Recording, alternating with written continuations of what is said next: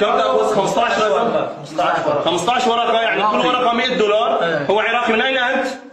بغداد. من بغداد. هل كنت تعرف أن مقاتلي السوق الحر سيأسرونك؟ على حق والله. هل كنت تعرف؟ الآن علمت أنهم على حق. هل كنت تعلم أنهم سيأسرونك ويحضرونك إلى هنا؟ والله. هل كنت كم عدد المقتحمين على الشيخ سعيد؟ دول كم كان عددكم؟ كثير.